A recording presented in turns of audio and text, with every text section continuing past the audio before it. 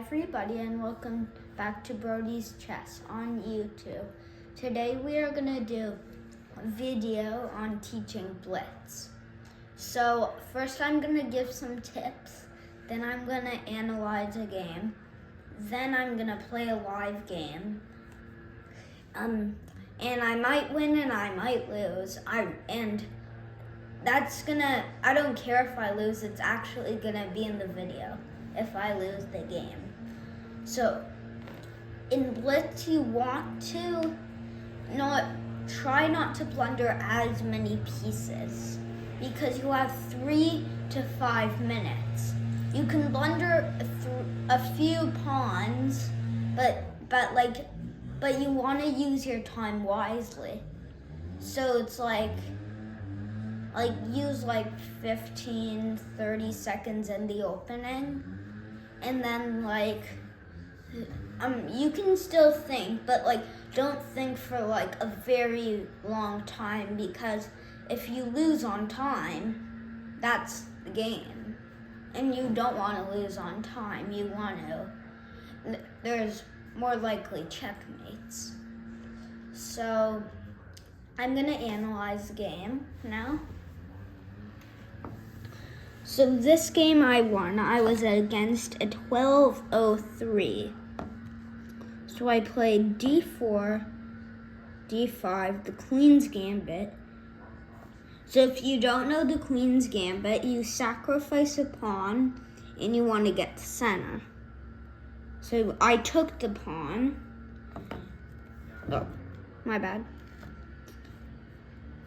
They took with the queen. I attacked their queen and they moved back. I developed my knight because I'm ahead in development. They developed their knight. I developed my bishop. They developed their knight into the center. I took, they took. I moved there, letting my bishop develop and closing my bishop up. They checked me. I defended with my queen. They moved back because if they didn't want to trade, they have to move or else they would just take because it has no defenders. So I developed my other bishop. They developed their knight. I castled. They moved their knight. I moved my rook, stopping them from moving here. And they can't take this pawn because of the bishop, so the knight is actually doing no damage. They still move there, but now, so a rook is worth 5 points, and a knight and a bishop is worth 6. So they get 1 rook, which is also an endgame piece, but I get 2 minor pieces, which are good in the middle game. So I win that trade for a point, and because it's an endgame piece. They took, I recaptured, they castled long. I took their free pawn.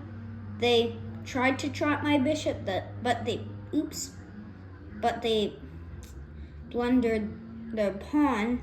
Even though it's tactically defended, I can still take because the queen is defending me. And now I get checkmate. Beautiful. So now I will play a game and I'll show you how you can win on it and I'll explain. Okay. So I'm playing with the black pieces. I'm playing the King's Indian, and you want to play the opening pretty fast. Boom. So I attack their knight, and they are 1,000. So I should be able to win easier. But it doesn't mean I will then. They're thinking.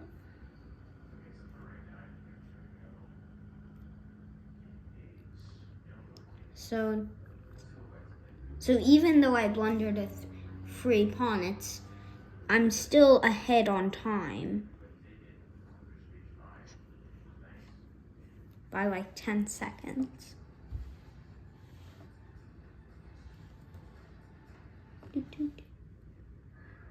So,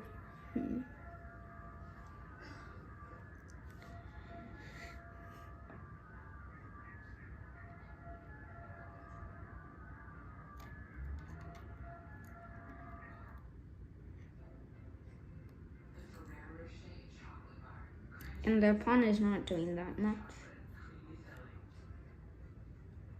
So I want to trade because I get the open file.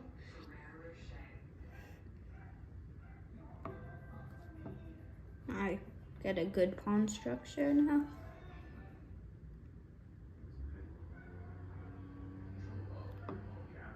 And you also want to bring your king out in the end game. Because there's not really checkmate threats.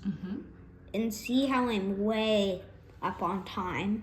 So now I have a lot more time to think in the end game. Yes.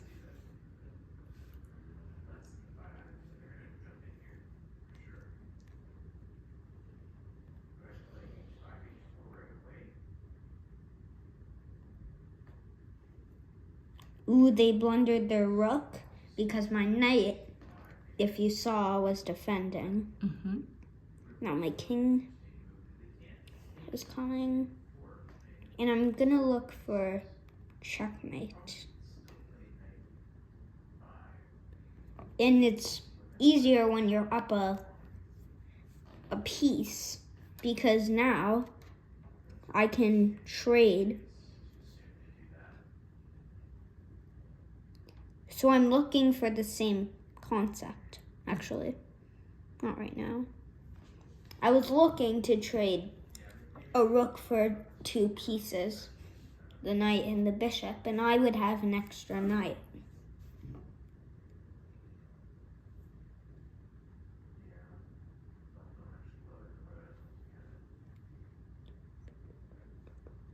So I'm looking to get their pawns. In the knight, it can't really defend, and the bishop is useless because it's on dark squares and it's blocked. So I'm taking their pawns. So even though I'm taking, I still have to beware of attacks.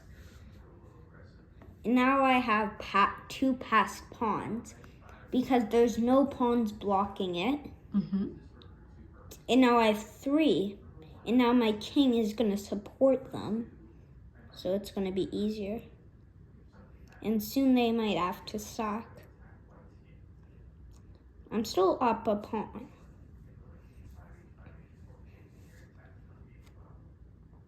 And when you get lower on time, like look how low they are, you get an advantage.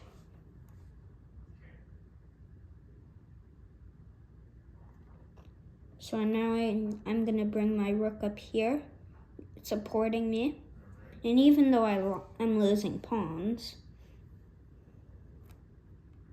So now, do they see? Yep, they do. They're getting low. So you can either win on time or checkmate. Yeah.